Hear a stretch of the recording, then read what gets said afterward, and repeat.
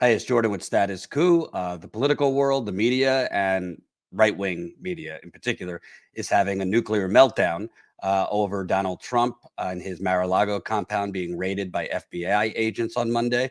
It is believed that the raid had to do with Trump moving classified material from the White House to Mar-a-Lago instead of sending it to the National Archives, which by law he's supposed to do.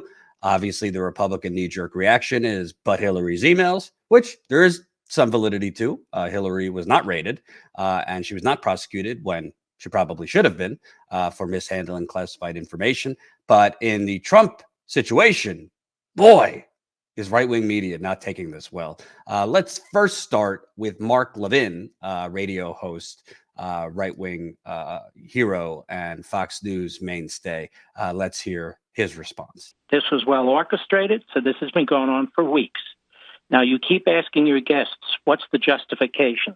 There is no justification. But what's he going to say tomorrow, the Attorney General? Here's my guess. We've been negotiating with Trump and his lawyers since February when we found out they had this information. We were getting nowhere. And then we heard that some documents were being destroyed. Maggie Haberman of the New York Slimes was on CNN. They've been running pictures of hers that she's going to have in the book of documents being flushed down a toilet. That doesn't mean a damn thing. It could be anything flushed down a toilet. With Elise Stefanik's name on it. That's all it was. Okay, but what I'm saying is you've asked, what would the pretext be? Correct. And so it is a pretext is exactly right. There is no justification for sending 30 friggin' FBI agents to the former president's compound in Mar-a-Lago in early morning and conducting themselves this way, or in any other cases in which they've done exactly the same thing. The FBI is corrupt. This guy Garland goes after parents. He goes after Republican state legislatures. He goes after states he disagrees with their abortion positions. He doesn't do a damn thing to protect the border, which is compelled by the Constitution. Nothing. So let's be clear. Newt is right. They're all right. This is the worst attack on this republic in modern history, period. And it's not just an attack on Donald Trump. It's an attack on everybody who supports him. It's an attack on anybody who dares to raise serious questions about Washington, D.C. and the establishment in both parties. I haven't heard a damn thing from the Republican leadership in the Senate. Have you? Not one of those guys has put out a statement because they're weak. That's why. The worst attack in the modern history of the Republic. And you got to love that. Doesn't matter at all, flushing things down the toilet. Can you imagine if any Democrat flushed, I don't know, a piece of toilet, a toothpick down the toilet? I mean, Jesus, would they be singing a different tune? Now let's move to Laura Ingraham. Her voice was a little calmer, but she had a strong reaction to this. I think that, again, this is a time for people who love our country, love our representative democracy, respect our Constitution, to take a breath, realize we've been through worse than this before, and we will get through this again. But when we get power back, it's time to hold everyone accountable. The military leadership, the civilian leadership, the civil service, those in Congress who've abused their power, all of them have to be held accountable. All of them. It can't be this nice guy routine where we're just, let's be friends. Justice must be blind, and those who are reporting have to do so with as much truth as possible as well. Yes, respect the Constitution, but purge the military, purge the congressmen, purge the civil servants who dared investigate Donald Trump or go to remove 15 boxes of classified material. Again, I don't think it's only about that classified material, which we'll get to. This one was my personal favorite. Bernard Kerik, who is a corrupt former NYPD commissioner. Let's take a listen to his speculation about what might come next. If you remember back in 2016, when right before he got elected, I was in Washington, D.C. I was at a couple different social events, and I heard people talking. They said the Democrats want this guy so bad that they wouldn't put assassination behind it. And I'm going to tell you something. They've tried impeachment. They've tried another impeachment.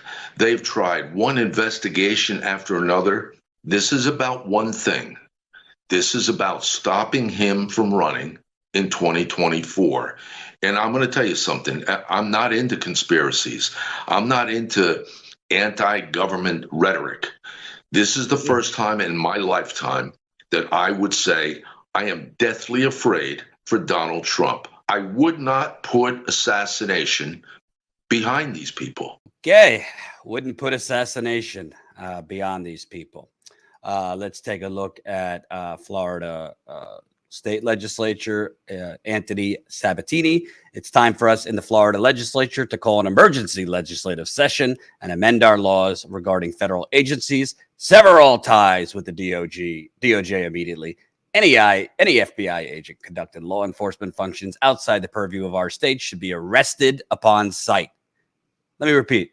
Any FBI agent conducting law enforcement functions outside the purview of our state should be arrested upon sight.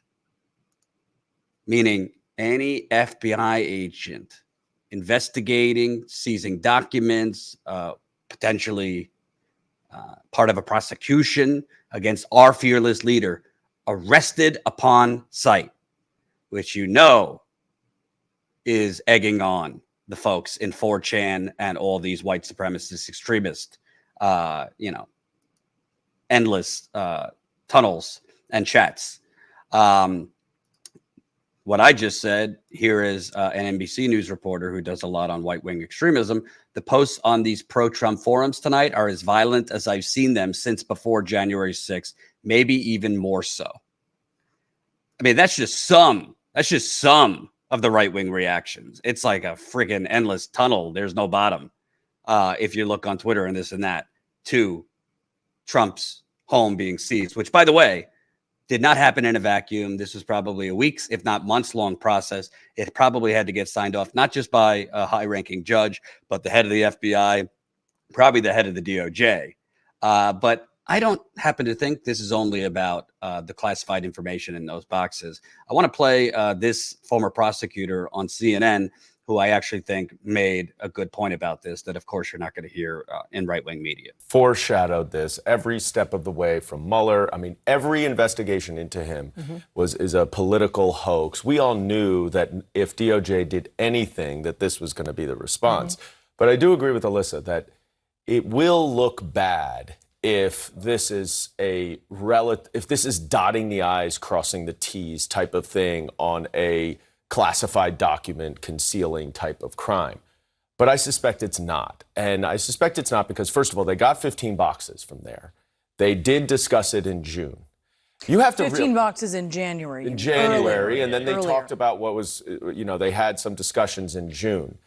I would guess, this is pure, speculation, but from my experience as a federal prosecutor, I would suspect that DOJ has very good information from a witness that there is more there, and that's why they did the search warrant. Remember, this is a guy who's flushing documents down the toilet. You're not going to go ask him to turn something over.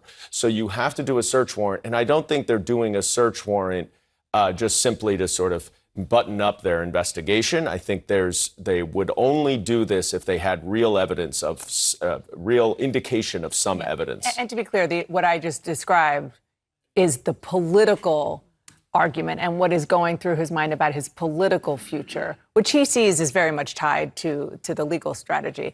But you're right that it's really hard to imagine, especially given what we have seen within the DOJ over the past, several years, that they did not do this without it being buttoned up and beyond just the National Archives of the documents that he took, unless it's really relevant to a larger thing. I think what he's saying is important because you also have to remember the timeline and the chronological order of things.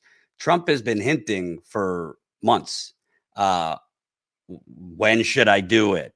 Should it be before the midterms, after the midterms, referring to announcing his run for presidency? Then there's been media stories about it, which were probably leaked from Trump and his people. So there's no doubt that Trump, particularly his lawyers, have been talking with the DOJ and or the FBI about what Trump has at Mar-a-Lago, these classified documents. Maybe some negotiation was going on, or maybe Trump was just being stubborn and refusing to hand over anything, or he handed over some of the material but not all of it. So the fact that he was putting out these trial balloons of should I not before the midterms, the DOJ and or the FBI, which probably is linked at this point. They say the investigations are separate. I can't imagine the DOJ did not sign off on the FBI raiding the former president's home, but you would have to believe that the DOJ and or the FBI have something substantial beyond just, he might have mishandled classified information, which we already know Hillary Clinton got off of doing that. She wasn't prosecuted. She wasn't raided. So it would be suspect to me. And obviously the FBI and the DOJ would know what it would look like and would know what it would possibly incite if they went after Donald Trump for something that they gave Hillary Clinton a free pass on. So you have to think there's something more here. And I would believe that that something more is serious enough where the DOJ, the FBI said, to hell with the optics. We believe a serious crime was committed here. It might have to do with the planning of January 6th. It might be completely unrelated. It might have to do with Trump as president and financial deals his family made, his real estate business made that he was involved in. It could have to do with, name your Trump corrupt practice.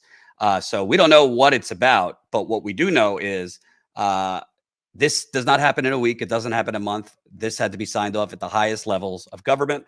It could be about different things, and the classified information that he took, it might not just be him breaching, taking classified information illegally when it should have went to the National Archives. It matters what that classified information is. It matters if it's connected to other possible crimes, because the law on classified material, it doesn't really matter what his intent was, whether it was he intentionally did it or reckless, or whether he intentionally did it or, it was gross negligence. That is a crime. Hillary Clinton, if it was not Hillary Clinton, any other person probably would have been prosecuted for what she did. But in terms of Trump, I have, the right wing could say whatever they want. They could call it a banana republic. They could call this the biggest attack on the republic since, whatever. Obviously, this is just partisan reaction by them. If this was Biden, if this was Obama, if this was Hillary, if this was, name your Democrat, they'd be up in arms and demanding the FBI do this, demanding the DOJ charge. So they're just defending Trump. But I don't think this is the last of it. And I think the fact that they did this now probably tells us that they believe Trump was going to announce his run for presidency within a few weeks, if not sooner. And they felt, we believe there's crimes here that he committed, and nobody is above the law. I also think, as that former prosecutor said, it's very likely that there's witnesses potentially inside Mar-a-Lago that was feeding the FBI and DOJ information. So I don't think this is the last of it. I'm very doubtful this is only about classified material being wrongly taken from the White House. So we will see. But one thing is for sure, I've been saying for a while, I don't buy into this Ron DeSantis media propping him up as a threat to Trump. I never thought that. I don't think DeSantis has the crazy id factor that Trump has. I don't think he has the pro wrestling entertainment factor that Trump has. But this is going to support. This is going to strengthen the support around Trump by his acolytes and maybe people who are kind of on the fence and weathering. They're going to come back home because this totally feeds into all of Trump's narrative about the deep state and drain the swamp and they're coming after us. And potentially, I hope not, it might spark more violence. So we'll stay on it, including the right wing meltdown that's going to continue for days, if not weeks. Thanks for watching, and make sure to tune in to Status Coup's daily live stream Monday through Thursday at 5 o'clock Eastern Time and Fridays at 4 o'clock Eastern Time.